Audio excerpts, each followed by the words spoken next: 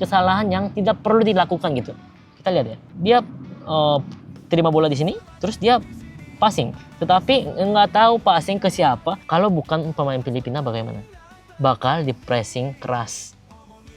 Mungkin karena ini lawan Filipina, nggak tahu ini anggap remeh atau tidak. Bersama hanya di sini di Sepak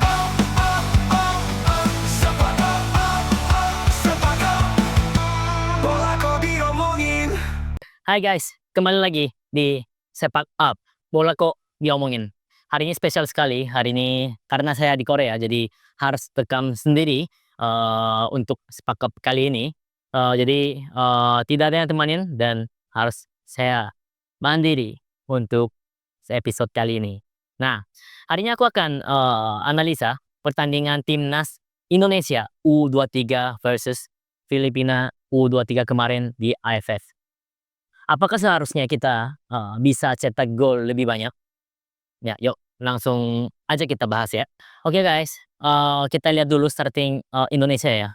Karena Filipina kemarin nggak terlalu saya tahu juga. Jadi kita analisa aja timnas Indonesia. Maksudnya dari kita untuk persiapan pertandingan berikutnya. Karena di grup kali ini tuh ya maksudnya nggak terlalu susah.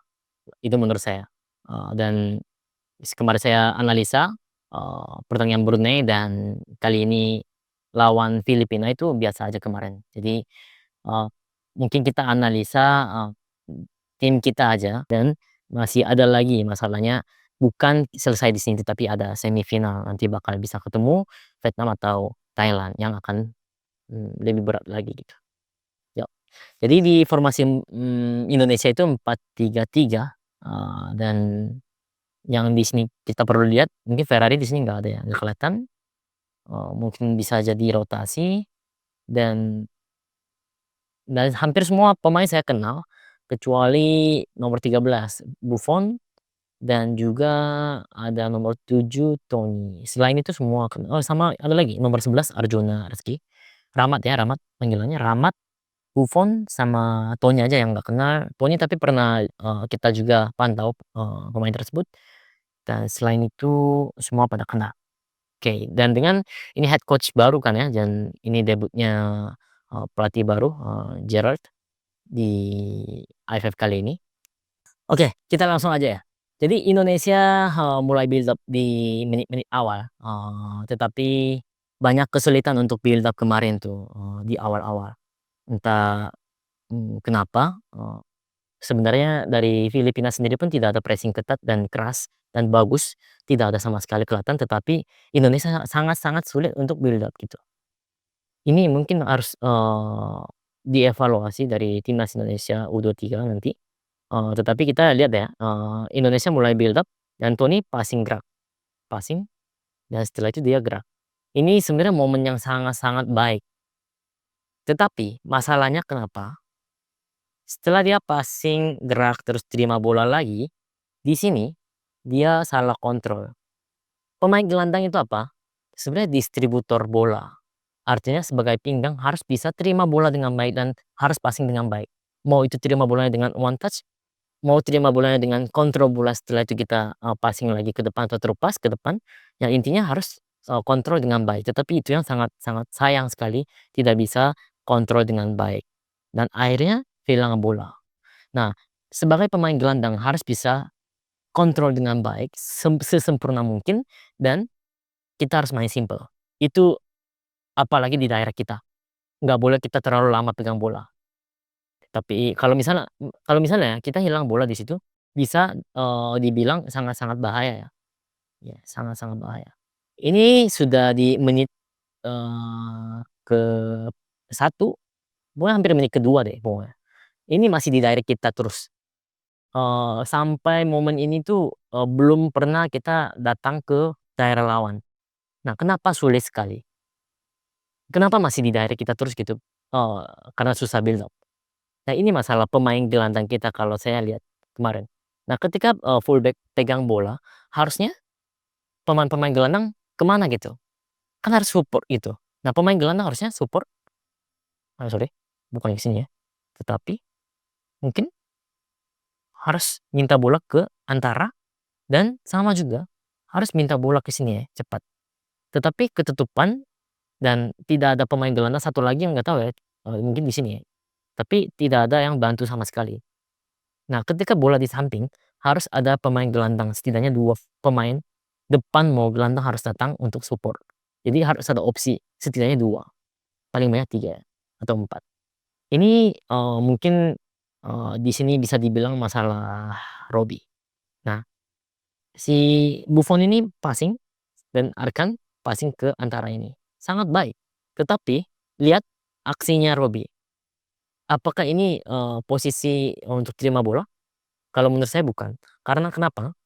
Untuk terima bola harusnya sentuh lawan, sentuh lawan, tangannya harus ada di lawan. Jadi tanpa kita lihat pun kita tahu lawan ada di mana dan kita bisa masih kontrol, masih bisa main body dan bisa menjadi tembok yang baik gitu. Jadi bukan hanya striker doang, tetapi pemain gelandang mau pemain belakang harus bisa jadi tembok yang baik. Nah, jadi tembok itu. Jadi, siapapun passing ke kita bisa terima bola dengan baik. Walaupun ada lawan di samping kita. Di samping kita ada lawan, tapi kita tetap kita sentuh, jadi kita tahu lawan ada di mana dan bisa kita tetap main body. Tetapi Robby itu yang kurang kemarin dan kehilangan bola aja. Nah, kita bisa lihat di sini ya. Jadi passing antara ini sangat baik kemarin dari Kadek ke Hoki. Sangat baik. Dia lihat situasi dulu sekali. Ada di samping dia itu ada teman dia. Dan slide berikutnya kita bisa lihat dia langsung tanpa kontrol bola, dia langsung bisa turning pass. Dia turning pass ya di sini. Dia turning pass. Jadinya bagaimana? Dengan sekali one touch pass begitu, jadi lawan hanya 1, 2, 3. 1, 2, 3. Jadi 3 lawan 3. Jadi opsi dia itu jadi bagus. Tetapi yang menjadi masalah sebenarnya di sini, menurut saya pemain ini. Pemain ini kenapa? Kita bisa lihat di sini lagi ya. Lihat, si Hoki kan udah turning pass, tetapi tidak ada reaksi. Ini Ryan Hanan ya. Hanan itu nggak ada reaksi. Mungkin dia tidak prediksi bola bakal ke turning pass dari Hoki ke teman ini gitu. Harusnya di sini sebelum Hoki turning pass udah lari duluan cepat. Kalau begitu mungkin bisa dapat bola di belakang sini, tetapi udah telat duluan karena lawan duluan ya kemarin dia lari. Jadi kalah. Dan ini juga situasi yang sangat baik. Jadi Hoki 1 lawan 1 sampai bisa lewat dan udah sendirian di samping. Nah, bola di samping dan ini free. Nah, pemain sayap di sini ini saya bisa saya bilang puji dan sangat baik gerakan dia. Kenapa? Dengan dia bergerak sekali ke sini, apa yang terjadi coba? Lawan semuanya masuk ke dalam. Jadinya yang kosong di mana? Nah, sebenarnya kalau menurut saya sih Hoki harusnya back pass. Nggak tahu ada jalannya atau enggak, karena saya nggak di lapangan ya. Karena saya sangat-sangat puji dengan gerakan pemain ini. Saya nggak bisa kelihatan ini nomor berapa ya. Nah, ini bisa lihat, sebenarnya Buffon ini saya belum terlalu kenal, tetapi Buffon ini setelah passing, dia tidak ada gerak sama sekali gitu. Itu yang sebenarnya saya bilang sangat sayang. Kenapa? Coba mau gerak misalnya ya, setelah passing ke sini, setelah passing ke Arkan, Arkan dia one touch pass ke sini. Nah, coba kalau dia setelah passing ke Arkan, dia coba gerak ke sini. Kalau gitu, dia bagaimana? Pasti akan back pass ke sini. Pasti. Karena tidak ada gerak sama sekali, dia Robby ini sendirian, jadi nggak ada siapa-siapa. Opsinya nggak ada. Jadi akhirnya kehilangan bola. Nah, ini yang kita harus belajar, maksudnya kita harus bantu teman gitu loh. Bantu teman. Ketika dia sendirian kita harus bantu. Bagaimana bantunya? Dengan kita prediksi bola akan kemana. Kita harus pintar duluan gitu dan kita harus pikirkan duluan gitu. Nah, ini dari Robby, dia apa namanya, throw in dan sampai ada gol bunuh diri. Oh, memang bukan kita yang ngegolin, tetapi lawan yang golin. Tapi nggak apa-apa, maksudnya namanya sepak bola, mau kita golin, mau lawan yang golin ke gawang mereka, ya intinya kita menang gitu. Ini yang harus diperbaiki dari timnas Indonesia ini, coba lihat ya, menit ke 25 ya. Maksudnya ini masih babak awal dan masih pertandingan awal ya, maksudnya belum terlalu panas, tapi apa ya, masih banyak chance juga. Tetapi kenapa sih kita maksudnya harus buang bola gitu? Nah ini kan maksudnya artinya kita lihat apa ya, angle sini aja ya. Di angle sini aja udah ada berapa orang di sini? Ada 3 loh. Harusnya ada 1 lagi di bawah sini. Nah tetapi lawan hanya cuman 1, 2 yang pressing. Apa takutnya gitu nggak bisa passing-passing gitu di sini? Passing, tinggal passing ke sini atau nggak passing ke bawah. Tapi apa takutnya entah kenapa harus buang bola gitu. Lihat buang bola jadinya ke siapa? Lawan, bukan juga 50-50. Taruh ke pemain-pemain kita biar kita bisa duel bola gitu. Tetapi ini malah ke lawan jadi kita sama aja hilang bola dan buang bola. Jadinya kita kehilangan chance dan juga, mmm, apa ya, kita tidak akan ada waktu banyak gitu maksudnya untuk coba belajar build up gitu. Karena lawan kita selanjutnya bakal lebih berat lagi, selanjutnya bakal lebih berat lagi gitu. Misal kayak mungkin bisa dibilang Malaysia atau enggak Thailand, Vietnam. Pasti levelnya mungkin bisa dibilang setara atau enggak mungkin di atas kita gitu.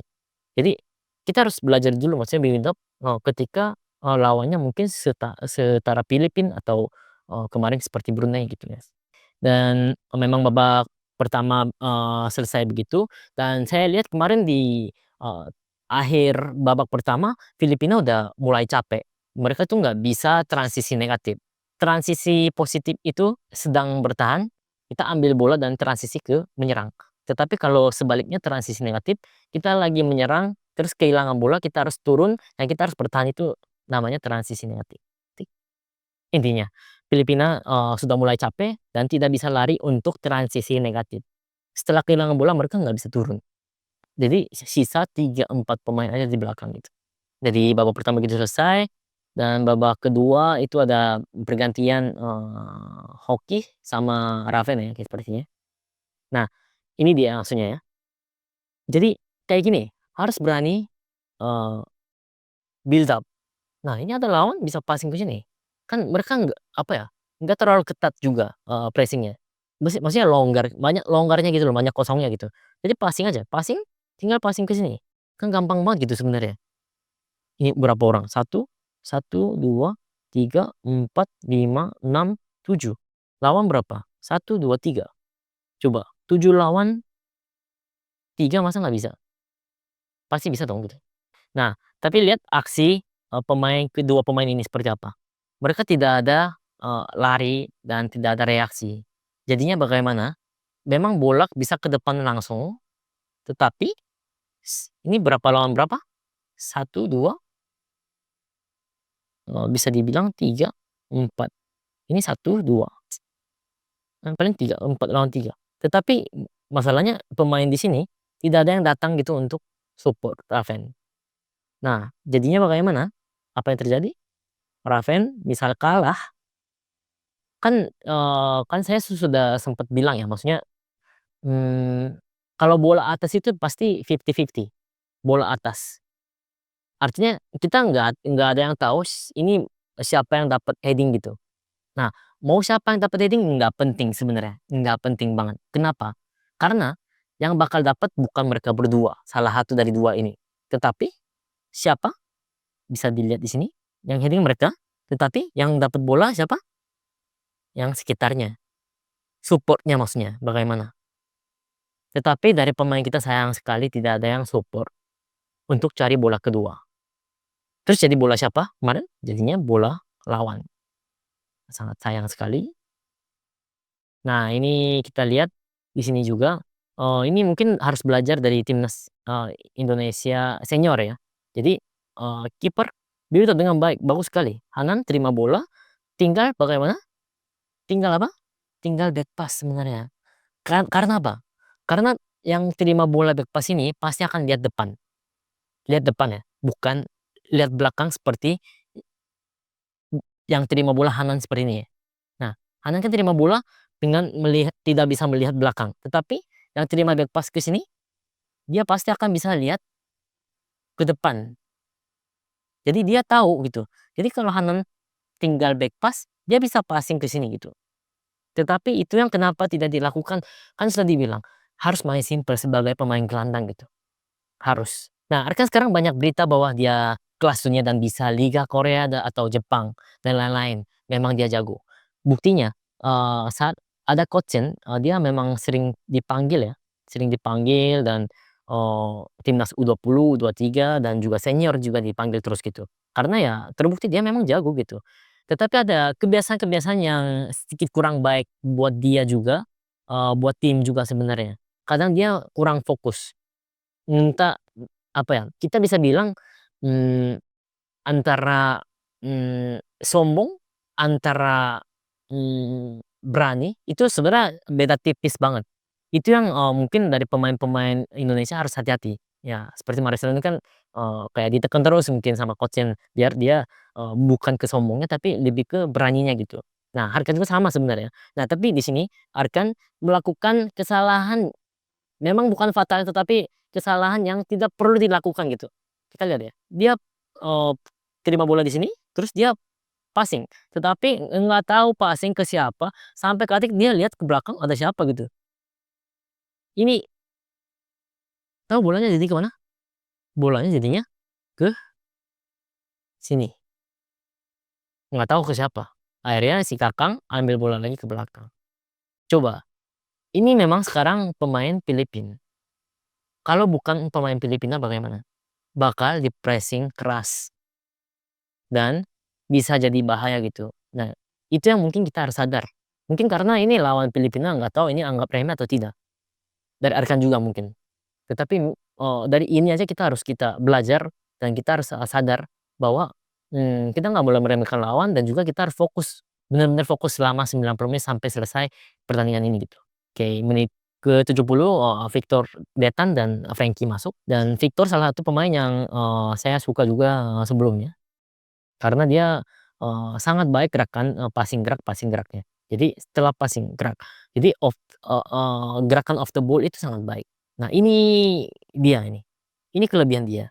Nah Victor itu setelah passing ke Arkan dan dia lari, dan larinya pun sprint banget, sprint. Nah mungkin bisa chip tetapi ya maksudnya kayak gitu, eee, memang, momen kali ini tuh enggak, apa ya, dia nggak menciptakan chance yang baik, tetapi, gerakannya sangat-sangat baik kemarin.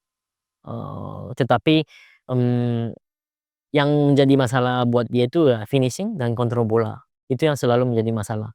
Nah itu yang mungkin harus dievaluasi sama, Victor Detan sendiri gitu. Dia mentalnya sangat baik, jadi tinggal dia, tingkatkan diri sih sebenarnya dengan baik. Nah ini sebenarnya, tidak ada yang banyak yang harus dibahas karena pertandingan Filipina kemarin itu ya, eee, di babak kedua apalagi kayak, datar banget. Jadi nggak ada yang memanas gitu, nggak ada apa-apa gitu, bisa dibilang. Dari Filipina juga kelihatan capek, dan dari timnas Indonesia juga tidak ada, yang ciptakan, peluang yang sangat baik gitu. Tetapi yang saya, koreksi adalah, mungkin, hal-hal yang tidak boleh dilakukan dari, pemain bola, di lapangan gitu. Nah contoh seperti ini ya, ini Kakang setelah passing dan dia tunjuk, bisa lihat tunjuk ke sebelah sana ya, sebelah, sini. Artinya suruh passing ke sini mungkin ya, tetapi, kalau menurut saya tidak boleh. Maksudnya, namanya center back, namanya pemain bola di lapangan itu, masa tunjuk-tunjuk passing ke sana? Artinya dia nggak siap gitu kah? Kan nggak mungkin. Artinya dia harus menunjukkan dia siap, walaupun dia nggak siap, dia harus, pura-pura dia siap terima bola. Baru bisa ada opsi juga untuk yang terima bola ini gitu. Nah kalau begini kan udah kelihatan, berarti lawan tahu dong, oh berarti passing di sini dong, passing di sini. Kan jadi pressing, jadi lawan tahu gitu. Tetapi karena Kakang kemarin tuh nggak siap, apa yang terjadi? Tiba-tiba karena ketutupan, nggak tahu, dia udah tahu karena passing ke sini jadi, dia tutup ke sini, lawan yang nomor 12 ini, jadinya dia passing ke Kakang lagi, kembali. Dan Kakang, eee, mungkin panik, di sini panik, akhirnya dia salah passing. Memang salah passing sih ya.